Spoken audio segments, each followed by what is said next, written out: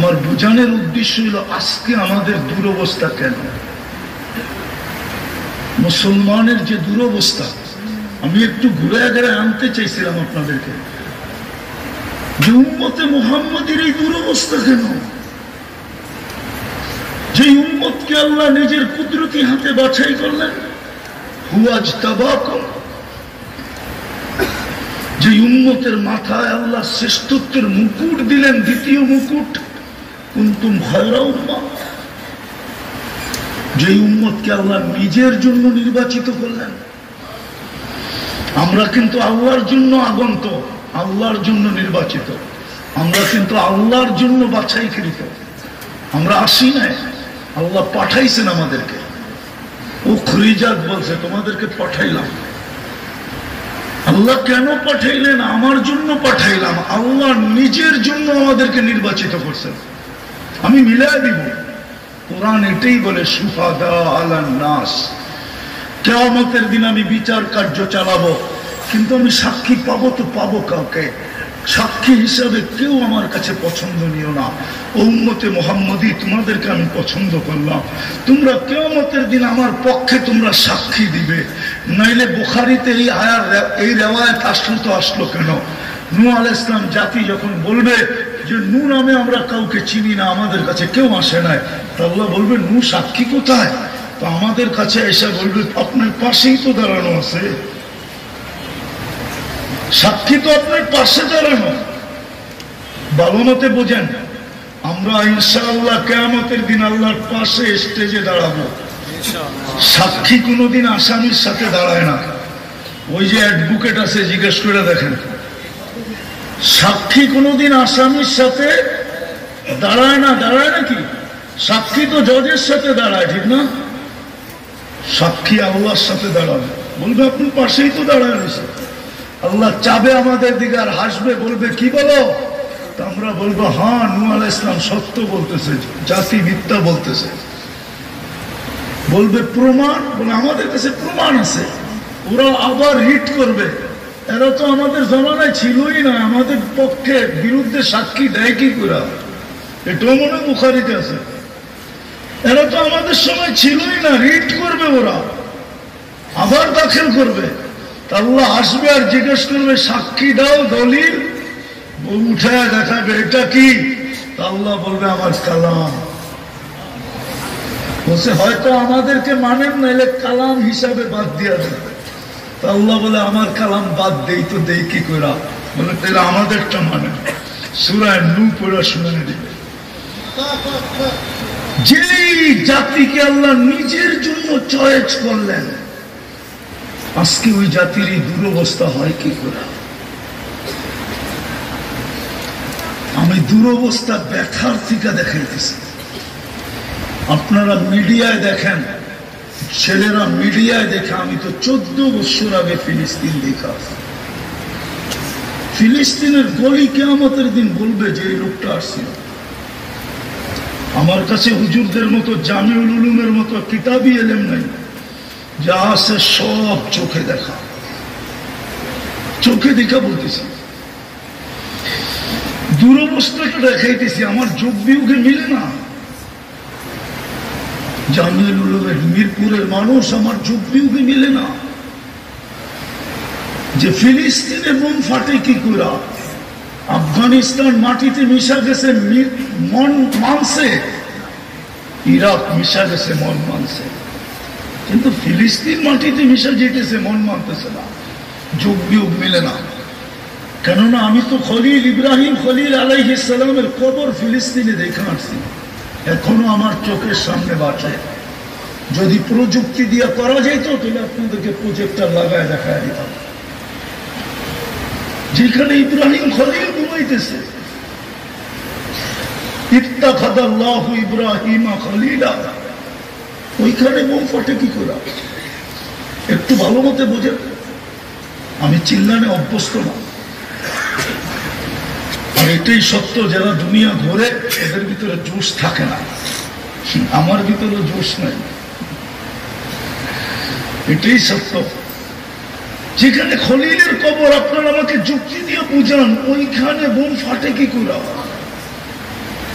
একদিকে তো ইব্রাহিম খলিল সহ নবীরা তো কবরে জীবিত, এটা তো সুন্নতুল জামাতের আকীদা, দেহ মাটির উপরে হারাম। আর একদিকে তো অদিয়ে মুসা আলাইহিস সালাম ঘুমাইতেছেন। দূরত্ব তো দুইজনের বেশি না? আমি তো দেখা বলতেছি, না দেখা না। ভালো মতো শুনো যুবকরা, ছেলেরা কাজে দিবে, আমি তো চোখে দেখা বলতেছি। শুধু দুইজন তো ঘুমাইতেছেন না, 70 জন নবীর কবর চিহ্নিত আছে ফিলিস্তিনে। কিতাব উঠাও যে জমিনকে দিয়ারুল আম্বিয়া বলে, নবীদের দেশ, ওইখানে বোম ফাটে কি করে? মুসলমানদের প্রথম কেবলা, 1.25 লক্ষ নবীদের সম্মিলন হয় যেখানে মেরাজের রাত্রে, 1.25 লক্ষ নবীদের সম্মেলন। কেন হয়েছে? ওইদিকে যেতেছি না, হারায় যাবো তাইলে। যেখানে সাইয়্যিদুল আম্বিয়া ইমামতি করে। আমরা তো আমাদের নবীজিকে চিনি না, সব ওয়াজ মাহফিল দিয়া তো। দুঃখ তো এইখানেই লাগে। এত বড় মাদ্রাসায় যদি ওয়াজ মাহফিল দেয়, তাহলে শানে রিসালাত কোন জায়গায় দিবে? তাহলে সিরাত মাহফিল কোন জায়গায় দিবে? তাহলে শানে সাহাবা কোন জায়গায় দিবে? শানে ওলামা কোন জায়গায় দিবে? আজকে তো আমি একটু আগে মৌলানারে দেখাইতেছিলাম হাদিস বাড়ি করে। আমার জাতি জানে না ওলামার কদরে কি মিলবে। এই মাগরিবের পরে এই যে মৌলানাকে দেখাইতেছিলাম, যদিও স্ক্রিনশট ছিল, কিতাব আমার কাছে আছে, কিন্তু কেউ চাইলে দিব না, কেননা কিতাবের কালার বলে এই কিতাব দেওয়া যাবে না। নাড়াচাড়া করলেই পৃষ্ঠা ভাঙ্গা শেষ হয়ে যাবে। আমি তো ওনাকে দেখাইতেছিলাম, আমার জাতি উলামার উপরে আঙ্গুল উঠাই কি করে? অথচ আল্লাহ রসুল তো বলতেছে, মান আহাব্বাল ইলমা ওয়াল উলামা ফালাহুল জান্নাহ। তাহকিক করে নিয়েন আপনারা, আমার তাহকিক শেষ।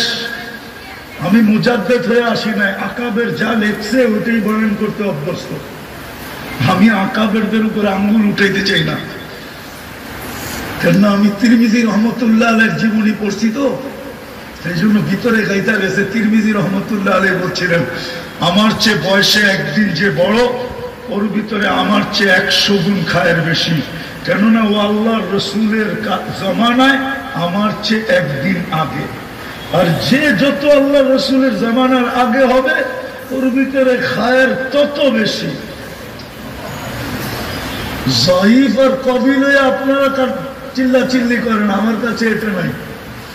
আমি তো দেখবো লেখছে কে, ওর নাম নিয়ে মানুষ রহমতুল্লাহ আলাইহি বলে কি বলে না। আমি তো এখন চিন্তা করি, আমি যে আঙ্গুল উঠাবো সুফিয়ানে সৌরির উপরে, আরে কি বলে জালালউদ্দিন সুয়ুতির উপরে। জালালউদ্দিন সুয়ুতি বইলা তো ডেলি কোটি মানুষ রহমতুল্লাহ আলাইহি পড়ে। আমি যেদিন মারা যাব, আমার নাম নিয়ে তো কেউ রহমতুল্লাহ আলাইহি পড়বে না, বলবে আলা বালা মরছে ভালা, মর গিয়া মরদুদ, না পড়ো সালাম না পড়ো দুরুদ। হইতেও তো পারে। তো যেটা বুঝাইতেছিলাম, জাতি কি করে ওলামাদের উপর আঙ্গুল উঠায়, অথচ আল্লাহ রসুল তো বলে, মান আহাব্বাল ইলমা ওয়াল উলামা, যে আলেম ইলম আর উলামাকে ভালোবাসবে, ফালাহুল জান্নাহ, আমি নবী তার জন্য গ্যারান্টি দিতেছি জান্নাতের। কিন্তু জাতি তো উম্মতের উপরে আঙ্গুল উঠায়, ওলামাদের উপরে আঙ্গুল উঠায়, এটাই আমাদের স্বভাব হয়ে গেছে। তো যেটা বলতেছিলাম, আমার যোগ বিয়োগ মিলে না। ফিলিস্তিনের এই বোম ফাটে কি করে? আপনাদের মিলে কিনা জানি না, যে এখানে ইব্রাহিম খলিল। আমার যোগ বিয়োগ মিলে না। এই উম্মতের এই দুরবস্থা হবে কেন? যে উম্মতকে আল্লাহ নিজে বলতেছে, উলাইকা লাহুমুল আনতুমুল আলাউনা, তোমাদেরকে নিচে যাইতে কখনো দিব না। উলাইকা লাহুমুল আমান, নিরাপত্তার চাদর দিয়ে তোমাদেরকে ঢাকা রাখবো। লাহুম রিজকুন কারীম, তোমাদেরকে পাখির মতো আমি পালবো। লাহুম হায়াতান তাইয়্যিবা, পছন্দের জীবন তোমাদেরকে দিব। আজকে উম্মতকে দুই হাতে কিলাই কি করে আল্লাহ করে তো করে কি, তাকায় না তো তাকায় না কেন? একটু ভালো মতে বোঝেন। শুনাবো আমি, একটু লম্বা সময় শুনাবো, পুরাটাই শুনাবো। একটু ভাবেন কেন এই দুরবস্থা? আফগানিস্তান মাটিতে মিশায় দিল, ইরাক মিশায় দিল, লিবিয়া মিশায় দিল, ফিলিস্তিন মিশায় দিল, লেবানন মিশাইতেছে। তারপরে কার বাড়ি আসবে কে জানে? আপনি চতুর্দিক থেকে অবরুদ্ধ। এই দুরবস্থা কেন? স্লোগান শুনবেন? স্লোগান সারা দুনিয়ার একটা গোপন স্লোগান আছে, গোপন। মুসলমান ছাড়া একমত হন আমার সাথে কাজে দিবে। কোনো নেটে পাবেন না ওইটা, কিন্তু বাস্তব এটা। আর আমিও চিন্তা করতেছি, কয়েকদিন ধরে আমি বলতেছি, হতে পারে আমার শাহাদাতের কারণ এটাই হতে পারে। গোপন স্লোগান চলতেছে, অদ্দাহুম রব্বুহুম। সূরা আদ-দুহা নাযিল হওয়ার আগে মক্কায় ডেলি মিছিল হতো, সকালে দুপুরে বিকালে, বাচ্চা পর্যন্ত মিছিল করত।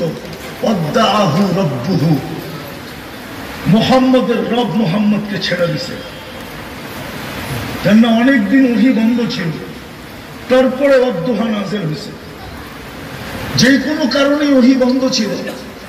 শানে নুজুল দেখতে পাবেন আপনারা, খোলার সময় নেই। তো মক্কার কাফেররা মিছিল করত, অদ্দাহুম রব্বুহুম, অদ্দাহু রব্বুহু, মুহাম্মদের রব মুহাম্মদকে ছেড়ে দিছে। নাইলে কবি তো বললো আমাদেরকে বলবো, এখন পর্যন্ত তো মুখ খুলতেছে না, ওহী মনে হয় আসতেছে না, রব মনে হয় নারাজ হয়ে গেছে, আমরা জিতা গেলাম। তারপরে অদ্দুহা আসছে, অদ্দুহা, অদ্দুহা তারপরে আসছে ওয়াল্লাইলি ইযা সাজা। বন্ধু, আপনার চেহারার কসম, আপনার কালা জুলফের কসম, কালো চুলের কসম, মা ওয়াদ্দাআকা রাব্বুকা ওয়া মা ক্বালা। আমরা তো পরীক্ষা নিতেছিলাম বান্দররা কি করে, আপনার রব আপনাকে ছাড়ে নাই। আজকের পটভূমিতে সারা দুনিয়া মুসলমান ব্যতীত স্লোগান দিতেছে, অদ্দাহুম রব্বুহুম, এদের রব এদেরকে ছেড়ে দিছে। নাইলে আমরা একের পর মাটিতে মিশাইতেছি কি করে? এরা নাকি বলে এদের রব বড় পাওয়ারফুল। কোথায় রব? আরেকটা স্লোগান আছে, ইহুদিরা দেয়, ইহুদিরা স্লোগান দিতেছে এখন। আপনি জানবেন না স্লোগান? আমি তাহকিক দিতে পারি আপনাকে। স্লোগান দিতেছে, আন এখনই সুযোগ, দাম্মিরুল মুসলিমিনা কাইফা তুরিদুনা আন তুদাম্মিরুহা। এখনই সুযোগ মুসলমানদেরকে মাটিতে মিশিয়ে দেওয়া। কিন্তু একটা কথা মনে উঠলো, বলতেছি, আমার সমাজের যুবক, আমার সমাজের 90% মানুষ যারা ওদের সাজে সজ্জিত, আমি ওদেরকে একটা প্রশ্ন করব, তোমরা ওদের সাজে সজ্জিত? কিন্তু এটা মনে রেখো, ওরা তোমাদেরকে নিজের মনে করে না, আপন মনে করে না। সজ্জিত হইতে পারেন আপনি, ওদের রঙে রঙিন হইতে পারেন। যুবক, ওদের স্টাইলে তুমি চুল কাটতে পারো। আজকে মিরপুরের যুবকও 50টা 100 টাকার চুল 500 টাকা দিয়ে কাটে, নেটের থেকে ডিজাইন চয়েস করে। সারা রাত্র দেখতে থাকে, যেটা চয়েস হয় একটা স্ক্রিনশট দেয়, তারপরে সেলুনে নিয়ে যায়, তারপরে সেলুনওয়ালা ডিজাইন দেখা একটা ঢুকগিলা বলে 500, 700, 1000 টাকা।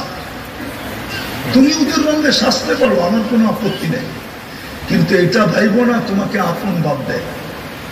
কসম খোদা, এটারও কারণ দেখাবো আমি, আমার কাছে যুক্তি আছে, প্রমাণ আছে।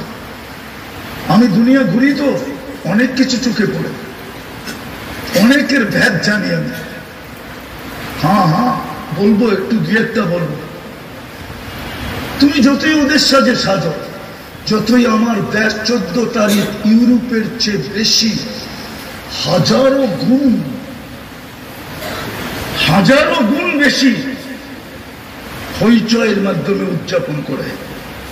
নাইলে আমি 14 তারিখ আমেরিকাতে দেখছি, আমাদের দেশের যুবকদের মতো, যুবতীদের মতো মাতাল হইতে দেখি নাই। বলো সত্য কিনা? হ্যাঁ, 14 তারিখ বুঝেন, ভালোবাসা ডে। ভালোবাসা ডে শুধু ফুল দেয়, হোটেলে নিয়ে খাওয়ায়, বাড়ির জন্য পার্সেল দেয়, পারে না কলিজা বাইর করে দিয়া গুনা করে দিয়া দিতে। মরা গেলে মরা যাবো, তারপরে তো লেখা দিবে I.U, মানে বুঝাইতে পারিনি। 31st নাইট বাংলাদেশে যেভাবে উদযাপিত হয়, এই আতশবাজির টাকাগুলা যদি থাকতো, তাহলে আমার বিশ্বাস বাংলাদেশের কোনো একটা ছোট জেলা প্রত্যেক মানুষকে ধনী বানিয়ে দেওয়া যেত।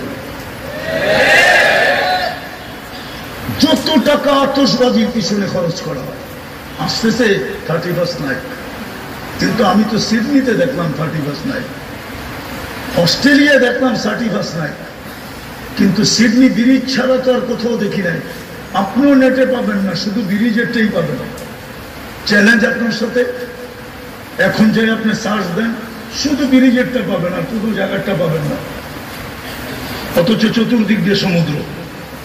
আমি তো 31st নাইটে ছিলাম সিডনিতে, আমি তো দেখলাম না। আমার দেশে যেভাবে উদযাপিত হয়,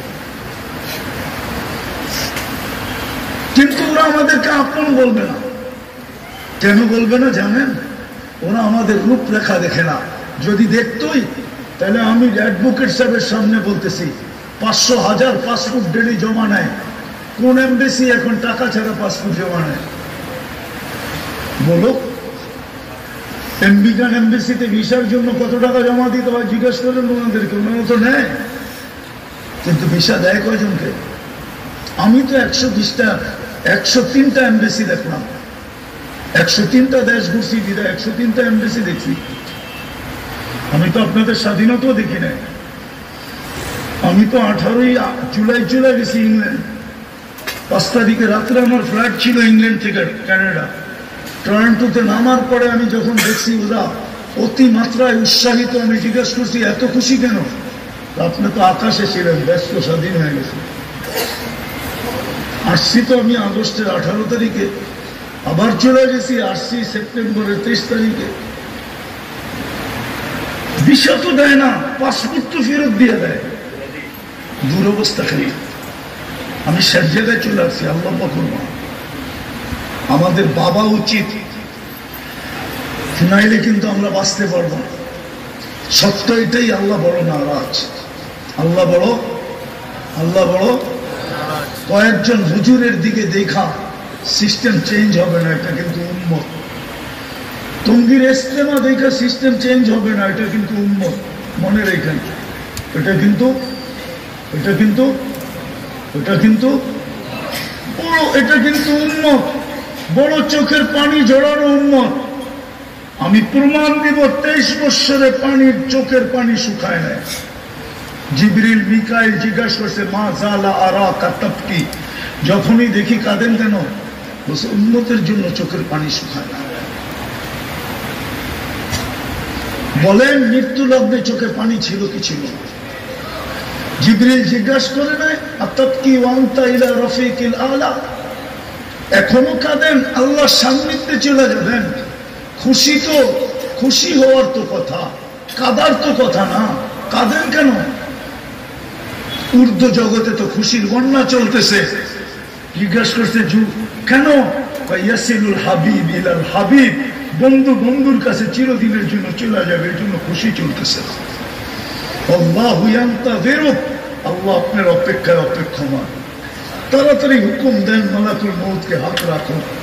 বলছে চোখে তো পানি। বলছে কেন? বলে ফামান লিবাদি উম্মতি, আমার পরে উম্মতকে কে দেখা রাখবে? ওই উম্মতের আজকে এই দুরবস্থা কেন? বলেন আমাকে যুক্তি দিয়ে বোঝা। আল্লাহ তো বলছিল আমি দেখা রাখবো। আমি যদি আল্লাহকে প্রশ্ন করি দেখেন না, তো দেখেন না কেন? আরো যুক্তি আছে আমার কাছে। এই উম্মতের পরে তো উম্মত নাই।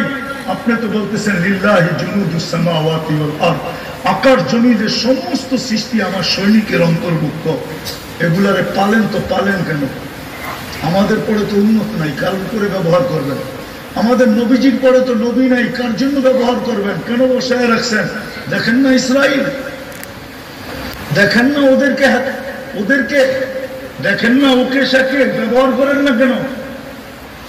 কি যুক্তিতে বলে না? হ্যাঁ, কেন ব্যবহার করেন না? জমিনেরটা করেন। আমি তো ঘুরে দেখলাম দুনিয়ার সবচেয়ে বেশি আবাবিল বাস করে ফিলিস্তিনে। শাম সবচেয়ে বেশি আবাবিল পাওয়া যায় শামে। শামের চেয়ে বেশি আবাবিল কোথাও পাওয়া যায় না দুনিয়া। মক্কা মদিনায়ও পাওয়া যায় না। মক্কায় কিছু পাওয়া যায়, এটা রাত্রে বাহির হয়, তোয়াফের রাত্রে দেখা যায় কাবার চতুর্দিক দিয়ে উঠতেছে। হ্যাঁ, আমি তো বলি ওরে না, কাবা পাহারা দেয়। কাবা জানি না ওলামা একমত হবে কিনা। সবচেয়ে বেশি বাস্ত হলো ফিলিস্তিনে। হুকুম দেন না তো দেন না কেন? ওই পাথর কি দুনিয়াতে নাই যেটা মারতে দেরি, হাতি পাউডার হইতে দেরি হয় না? ওই পাথর কি দুনিয়াতে নাই? আল্লাহর ভান্ডারে নাই?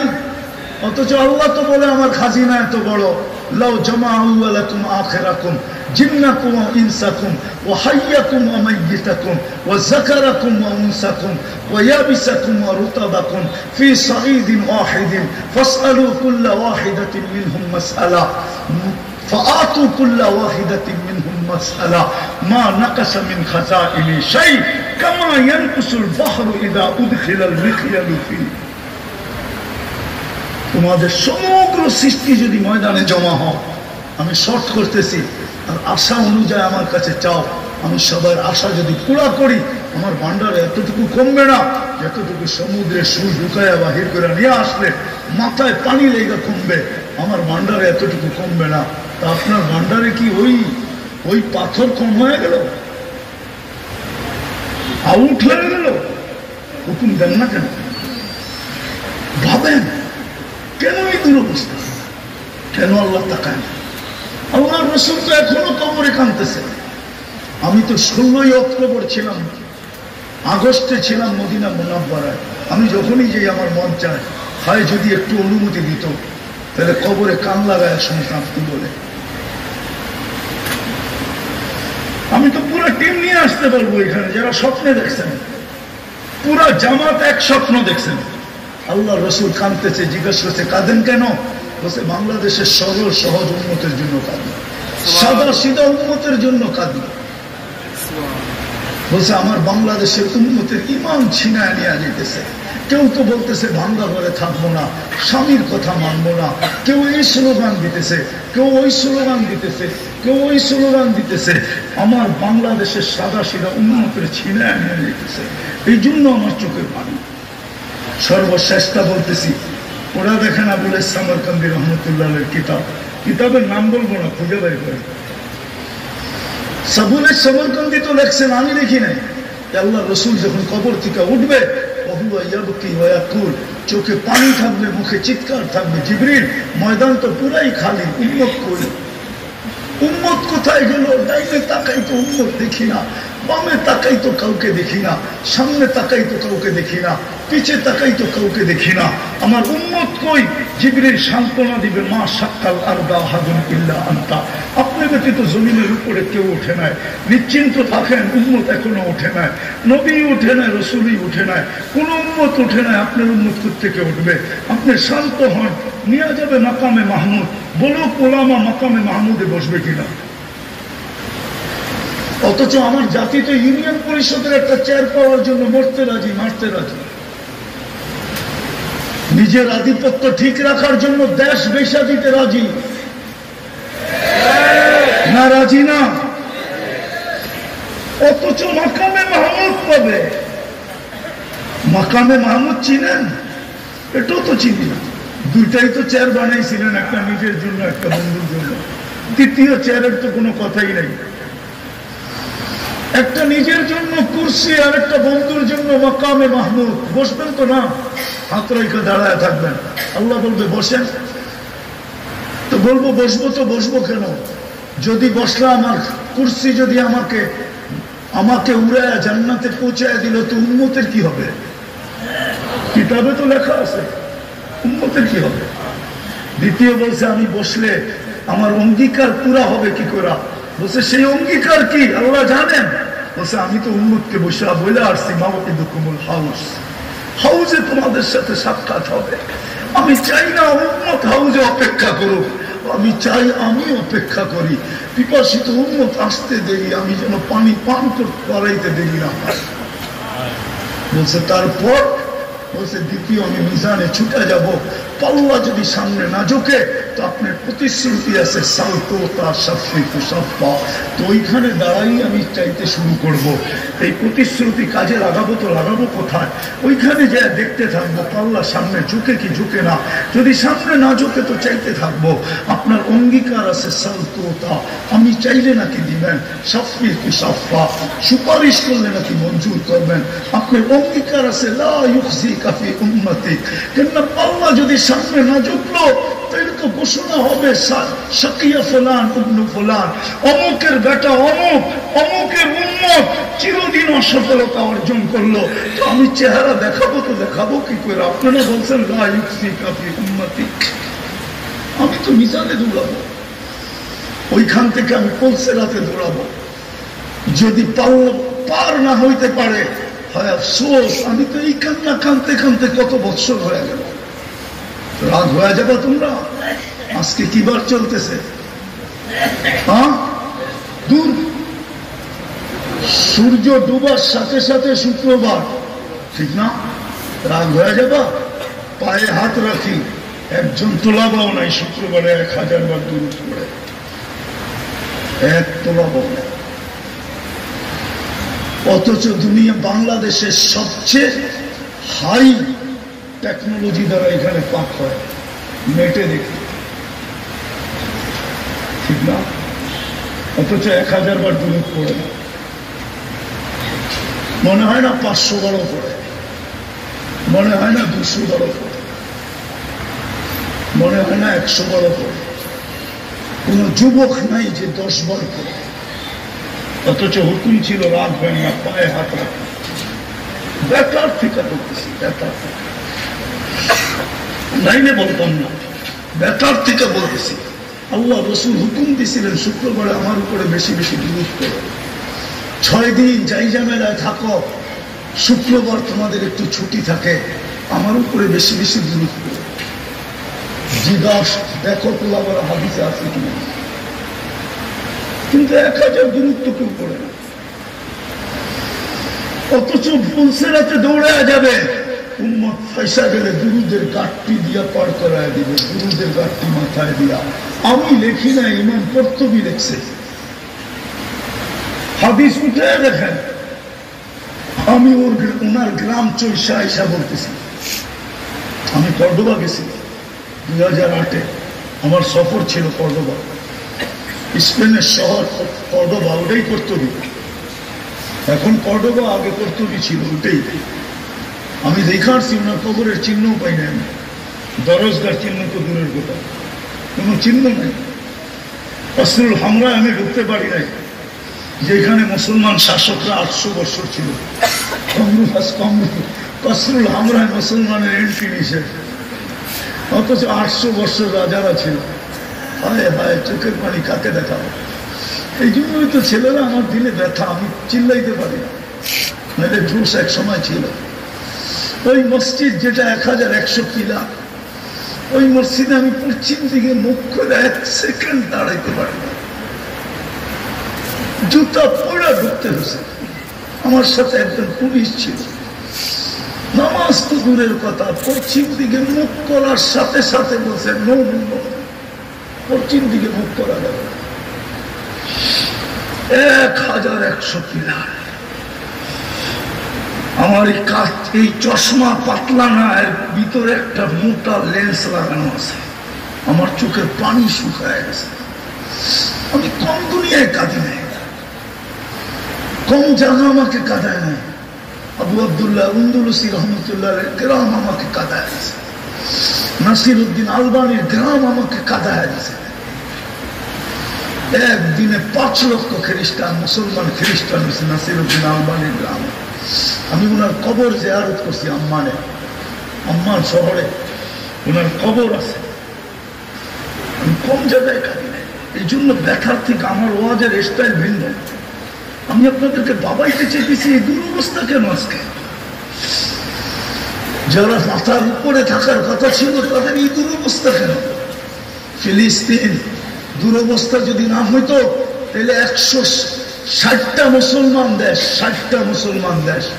গত অক্টোবর, এই অক্টোবরে 2টা জাতিসংঘের বাৎসরিক সেমিনার গেল, সম্মেলন গেল 60টা মুসলমান দেশের কর্ণধার রাষ্ট্রপ্রধানরা উপস্থিত ছিল। ওর ভিতরে এরকম 4টা রাষ্ট্র ছিল যাদের টাকার উপরে দুনিয়ার কোনো টাকা নাই। কুয়েতের টাকার উপরে দুনিয়ার কোনো টাকা নাই, বাহরাইনের টাকার উপরে দুনিয়ার কোনো টাকা নাই, ওমানের টাকার উপরে দুনিয়ার কোনো টাকা নাই, ব্রুনাইয়ের টাকার উপরে দুনিয়ার কোনো টাকা নাই। আমি হাতে নাইরা বলতেছি, আপনি নেটে চার্জ দিয়ে দেখেন, না ডলার, না পাউন্ড, না ইউরো, সব পায়ের কাছে এগুলো। আমি তো বলি 12টা দেশ যদি এক হয় সারা দুনিয়া কিনতে পারে। চ্যালেঞ্জ। আমি চিনি ওই ড্রাই ক্লিনার, আমি চিনি। আমি ইংল্যান্ডের ওই দোকান চিনি যেখানে কাপড় ওয়াশ করে, শুধু এক ফ্যামিলির কাপড় ওয়াশ করে আমি চিনি। ওইখানে রানীর কাপড় পর্যন্ত ওয়াশ করা নিষেধ। সকালে ফ্লাইটে যায়, বিকালে ওয়াশ হয়ে ফিরে আসে। আমি ওই চিনি, ওই দোকান চিনি। আমি ইতালির ওই কারখানা চিনি যেখানে এক ফ্যামিলির জুতা তৈরি হয়। আপনি নেটেও পাবেন, সার্চ দেন। আমি তো চোখে দেখে বলতেছি, আমি কারখানা চিনি। আমি ইতালি গেছি,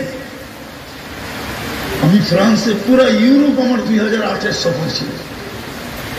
এন্টার ইউরোপ আমি সফর করছি 2008-এ, হাজি আব্দুল ওয়াহাব সাহেব রহমতুল্লাহ। তারপরেও আমি ফ্রান্স গেছি। আমি চিনি ওই হোটেল যেখানে কুকুর থাকে, 7 স্টার হোটেলে কুকুর থাকে, বৈশা বৈশা সারাদিন কার্টুন দেখতে থাকে। 2 বেলা ওকে শ্যাম্পু দিয়ে ওয়াশ করা হয়।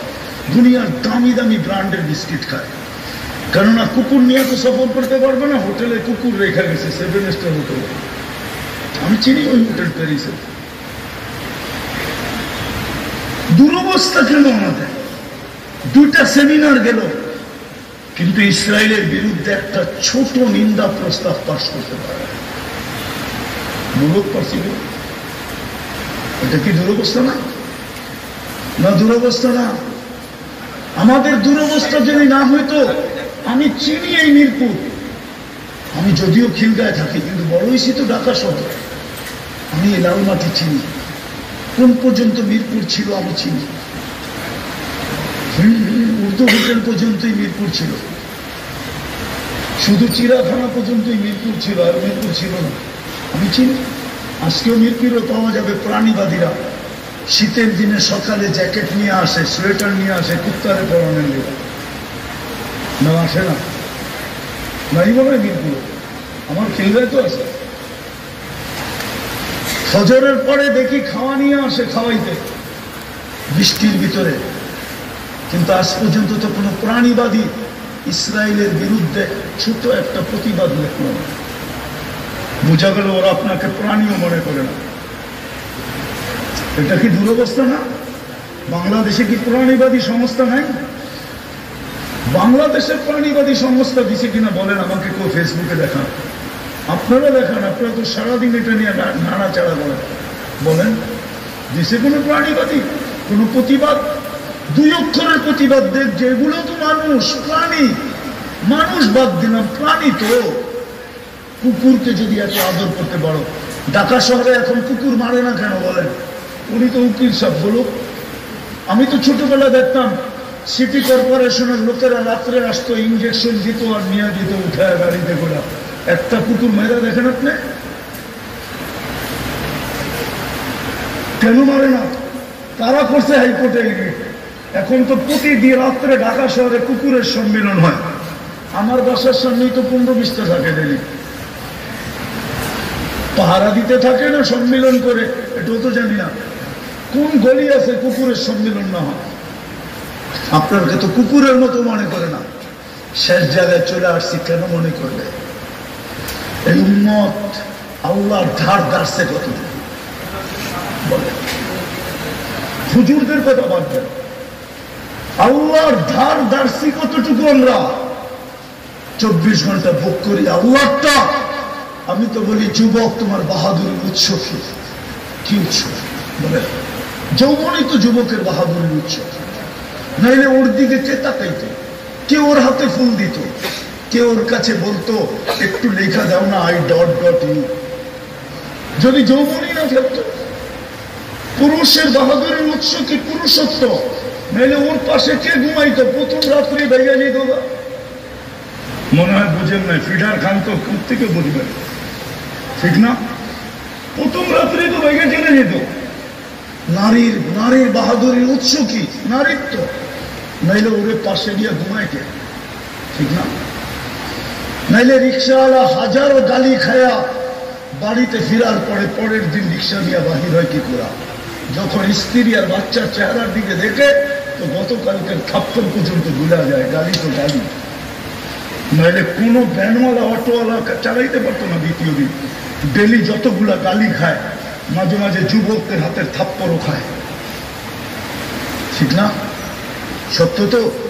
হ্যাঁ, প্রত্যেক ব্যক্তির বাহাদুরের উৎস কি বলেন? শিক্ষিত লোকের বাহাদুরের উৎস কি শিক্ষা? শিক্ষার উৎস হলো মেধা। ওকে মেধা কে দিত? ও BCS ক্যাডার হলো কি করে যদি আল্লাহ মেধা না দিত? 24 ঘন্টা ভোগ করে আল্লাহ। কতটুকু আল্লাহকে মানে,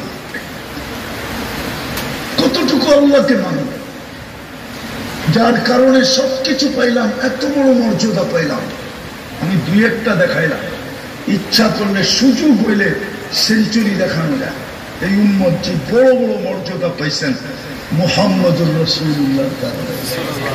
আমি তো বলি এই উম্মত তো এক রাত্র কতদিন? 83 বছর, ঠিক না? 80 বছর বাঁচার পরেও যদি মরে গেল, 80 বছর মাথায় কমপ্লিট করা। আর আল্লাহ যদি জিজ্ঞেস করলো কতদিন ছিলে? 80 বছর। দেখ হিসাব, এত রাঘন কে লেগা দাঁড়ান এক রাত্রের দিয়া নেই। আল্লাহ যদি বলে এক রাত্র, এক রাত্রে তো 83 বছর, 4 মাস ছিলাম 80 বছর। 80 থেকে 80 বাদ দিয়া দেন, তারপরও 3 বছর 4 মাসের পাওনা আপনার কাছে আমি। আর যদি মানতে কি তরতিবে দেখাইতে যাই, ওই 3 বছরের ভিতরে আবার 3টা লাইলাতুল কদর আছে, ওইটার পাওনাও আমি। আপনি পাইবেন কর্তৃক আমার কাছে। এত বড় বড় চোখ করেন কেন? হাসার জন্য না, বাবার জন্য, যে রসুলের কারণে পাইলাম। আজকে ওনার ইজ্জত রাখলাম কতটুকু? শেষ জায়গায় চলে আসছি, সব বাদেই দিলাম। এই উম্মত যদি একটা কাজই করতো, 2টা কাজই করতো, যে কিছু করতে পারি না, দেরি যদি আল্লাহর কাছে তওবা করতো। আদম আলাইহিস সালাম তো বলতেছে উম্মতে মুহাম্মদীর সাথে এরকমই পীড়িত আপনার। বলছে কেন? আমি একটা ভুল করতে দেরি, জান্নাত থেকে বাহির করতে দেরি করেন নাই। উম্মতে মুহাম্মদী তো সারাদিন গুনাহ করবে, রাত্রে তো ডাইকা ডাইকা গুনাহ মাফ করবেন, আবার জান্নাত হাতে উঠায়া দিবেন। এখন কি আল্লাহ ডাকতেছে না হাল মিন মুস্তাগফির ফাগফিরাল্লাহ? এখন কি ডাকতেছে না? না ডাকতেছে না? কেমন মহব্বত, কেমন ভালোবাসা, কেমন পীড়িত, যার কারণে পাইলাম। একটা কাজ যদি করতো, কিছু করতে পারে না, সারাদিন যদি তওবা করতো, নাইলে ঘুমানোর সময় তওবা, নাইলে উঠা তওবা, কিছু করতে পারে না যদি একটা কাজ করতো। 5 বার ডেলি আল্লাহ ডাকে। কে ডাকে? কে ডাকে? কে ডাকে? আরে কোন আল্লাহ ডাকে? শুধু আল্লাহ তো ডাকে না, সাথে সাথে তো রহমানও ডাকে, রহিমও ডাকে, মালিকও ডাকে, কুদ্দুসও ডাকে, সালামও ডাকে, মুমিনও ডাকে, মুহাইমিনও ডাকে, আজিজও ডাকে, জব্বারও ডাকে, মুতাকাব্বিরুল খালিকুল বারিকুল মুসাব্বিরুল গফফারুল কহ্হারুল ওয়াহ্হাবুর রাজ্জাকুল ফাত্তাহুল আলিমুল কাবিদুল বাসিতুল খাফিদুর রাফিউল মুইজ্জুল মুদিল্লুস সামিউল বাসীরুল হাকামুল আদলুল লতীফুল খবীরুল হালিমুল আযীমুল গফুরুল শাকুরুল আলিয়ুল কবীরুল হাফিজুল মুকিতুল হাসিবুল জলিলুল করিমুল রকিবুল মুজিবুল ওয়াসি আল হাকিমুল ওয়াদুদুল মজিদুল বাঈসুল শহীদুল হকুল ওয়াকিলুল কবিয়ুল মতিনুল ওয়ালিয়ুল হামিদুল মুসি আল মুগদি আল মুঈদ আল মুফি আল মুমিত আল হাইয়্যু আল কাইয়্যুম আল ওয়াজিদ আল মাজিদ আল ওয়াহিদ আল আহাদ আল সামাদ আল কাদির আল মুক্তাদির আল মুকদ্দম আল মুআক্খার আল আউয়াল ওয়াল আখির আল তাহির ওয়াল বাতিন আল ওয়ালি আল মুতাওয়ালি আল বার আল তাওয়াব আল মুনতাকিম আল আফু আল রউফ মালিক আল মুলক যাল জালালি ওয়াল ইকরাম আল মুকসিত ওয়াল জামি ওয়াল গনি ওয়াল মুগনি আল মানি আল দার আল নাফি আল নূর আল হাদি আল বদি ওয়াল বাকি আল ওয়ারিস ওয়াল রশিদ আল সাবুর জাল্লে জালালু 99 পদের মালিক আল্লাহ ডাকে, তারপরও 90 ভাগ মসজিদে আসে না। দুরবস্থা হবে না তো হবে কি? দুনিয়ার সামান্য পদস্থ মানুষের ডাকে সাড়া না দিলে যদি হাতকড়ি পড়তে হয়, আর যদি পায়ে বেড়ি পড়তে হয়, আর যদি জেল জরিমানা সইতে হয়, তাহলে আল্লাহ তো আল্লাহ, উনি ডাকে। নামাজের জন্য তো ডাকে না, নামাজ তো বাহানা, নাহলে আমরাই কি আর নামাজই কি, ঠিক না? চড়াই পাখি কত বড়, আর রাঙলে চুলই হইব কতটি, ঠিক না? কি রাগ হয়ে গেলেন? আমার সমাজের একজন লোক আইনা দেন আপনি, যে ওলামাদের কাছে আইসা 2 রাকাত নামাজ উচ্চ স্বরে পড়া লেখায় নিয়ে গেছে যে আপনার সব ঠিক আছে। একজন 3 চিল্লা আলা আনেন, একজন চিল্লা আলা আনেন, একজন পীরের মুরিদ আনেন, পাবেন তো না? এইখানেই আছে একজন বলো, কত কিতাব দেখলাম নামাজ শিখছে, ঠিক না? সপ্তাহিত তো করে নেয়, তাহলে আমাকে নামাজই কি? আল্লাহ তো নামাজের জন্য ডাকছিলেন তো বন্দার সাথে কথা বলার জন্য। এই জন্যই তো আমি বলি, ফজরের সময় ডাকে, রাতটা পার হয়ে গেল, তোর লোকে কথা হইল না, উঠ না, চল দুইজনে একটু কথা কই না। দুপুরে বলে সেই সকালে কথা হইল, এখন তো দুপুর হয়ে গেল, চল না একটু কথা কই না। আসরে ডাকে, সেই দুপুরে কথা হইল, এখন তো আসর হয়ে গেল, চল না একটু কথা বলি না। মাগরিবে ডাকে, সেই আসরে কথা হয়েছে, এখন তো রাইত হয়ে গেছে, আইনা একটু কথা বলি না। বলে এশায় কেন ডাকে? বলে এশা এই জন্য ডাকে যে সকাল এখনই তো ঘুমায় যাবি, সকালে উঠাইলে না উঠবি, যদি না উঠাইলি তাহলে তার কথা হবে না, চল না দুইজনে একটু কথা বলে ঘুমাই না। যদি তুই চইলাও যাস, চইলাও আসস, তাইলে কেন আমি বলতে পারি কথা বললেই আসছে আমার কাছে, রাখো কি বলে আসছে, কথা বলেই কয় না, ধমক দিয়ে আরে খোল, আমার ফোন করে আইছে, কি বলে ধমক দিয়ে, কি বলে খাদেম রে, আরে খোল, আমার ফোন করে আইছে। আল্লাহ বলে আশারের নামাজ এই জন্য একটু পরে ঘুমায় যাবি, উঠাইলে তো উঠবি, নাহলে কোথেকে উঠবি? আয় দুজনে কথা বলে ঘুমাই। আর যদি উঠেই আসলি তাহলে আমি বলে দিব আমার সাথে কথা বলে আসছে, বেশি বিরক্ত করো না, তোমরা ঘুমাইতে দাও আমার পাশে, আমার সান্নিধ্যে রাখো। আজকে 90 ভাগ পড়ে না, বিদায় আসেন, শেষ কথা আসেন, তওবায় অভ্যস্ত করি, তওবা করি। আর জানেন আপনারা তওবা কেন নাজিল হয়েছে? নাইলে নাজিল হতো না। কিতাবে আছে, যারা শয়তান যখন বলতেছিল লাউবিয়ান্না ইবাদাকা আজমাইন, আমার 1,85,000 বৎসরের ইবাদত জলাঞ্জলি 60টা উপাধি আমি অর্জন করছিলাম, সব ধুলায় মিটা গেল। প্রথম আকাশে আমাকে আবেদ বলে ডাকা হইতো, তারপরে সাহেব, তারপরে আরেফ, তারপরে তাকি, তারপরে ওলি, তারপরে খাজেন, তারপরে আজাজিল। সপ্তম আকাশের উপাধি নিয়ে শেখ সাদি রহমতুল্লাহ আলাইহি কবিতা লেখছেন, তাকাব্বার আজাজিল রাখা রেখা অকিল আরশে মকতুবুল ইবলিস। সব জলাঞ্জলি গেছে, আমি সব দিলে গোমরা করে ছেড়া দিব। ফেরেশতাদের কান্নার ভিতরে এই দিনও কাঁদতে ছিলেন, চিৎকার দিয়ে আল্লাহ কি হবে, সব গুমরা করে দিবে। আপনি দেখেন না, ও বলে তো বলে কি, পাগলা বলে তো বলে কি, ওর মাথা নষ্ট হইলো তো হইলো কেন? আল্লাহ হাসতে ছিল আর বলতে ছিল, চিন্তা করো না, মা জালা আস্তাগফির, মা জালা নাযালতু ইস্তিগফার, মা জালা ইস্তাগফির আগফির। বান্দা যখনই তওবা করবে আমি মাফ করে দেব। সুবহানাল্লাহ। আল্লাহ ইস্তিগফার নাযিল করছেন। জাতি যদি ইস্তিগফার করতো, কিছু না করো, আজকে তো ইস্তিগফার কেউ করে না, কেউ করে না ইস্তিগফার। এই জন্য আপনাদের পায়ে হাত দিয়ে বলি, যদি বুঝে আসে চলেন আজকে আমরা অঙ্গীকার করি, আর তুলাবাদেরকে বলবো আওয়াজ লাগাও এটার, যেন জাতি আল্লাহর দিকে ইস্তিগফার করে। যেন আমাদের কাছে কিচ্ছু নেই আপনি ছাড়া, ইস্তিগফার করে যদি ইস্তিগফার, কুরআনও ইঙ্গিত দেয় লিউযিকাহুম বাদাল্লাযী আমিলু লাআল্লাহুম ইয়ারজিউন। হাদিসে কুদসিও বলে ওয়াইন তাবু ফাআনা হাবিবুহুম ওয়াইন লাম ইয়াতুবু ফাআনা তাবিবুহুম। আমি অপারেশন করব তোমাদের। এখন অপারেশন চলতেছে আমাদের উপরে। বিদায় তওবা করব ডেলি, সকাল বিকাল 2 বার কমসে কম। একবার ঘুমানোর আগে বললাম ঘুমাই আল্লাহ তওবা করলাম, ঘুমের থেকে উঠা বলি আল্লাহ তওবা করলাম। করব পাক্কা পাক্কা, আল্লাহ কবুল করুক। দ্বিতীয়, আজকের থেকে নামাজ ছাড়ব না। পাক্কা?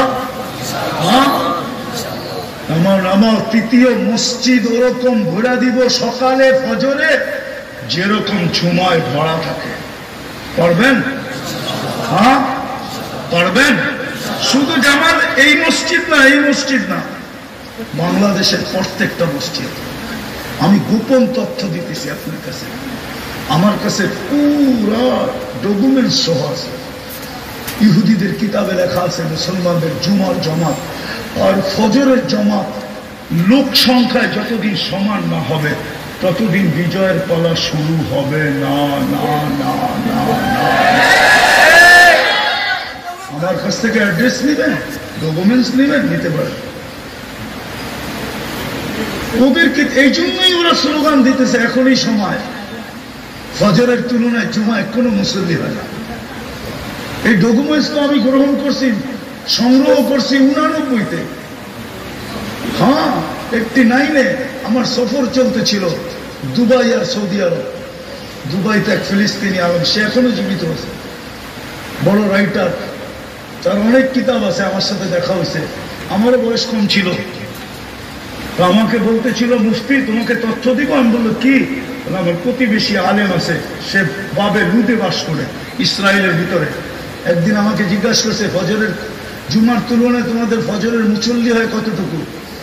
তা আমি বললাম ফজর আর জুমার তোমার সম্পর্কটা কি? আমার একটা তথ্য জানার দরকার আছে।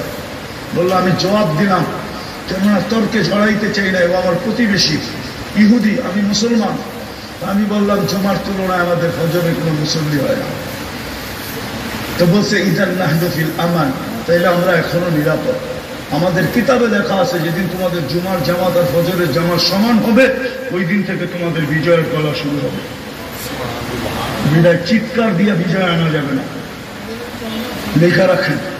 এই জন্য চলেন আমরা মসজিদ পড়ি, নিজেরও নামাজ পড়ি, মাইসের পায়ে জোরে মসজিদ বলে দিই।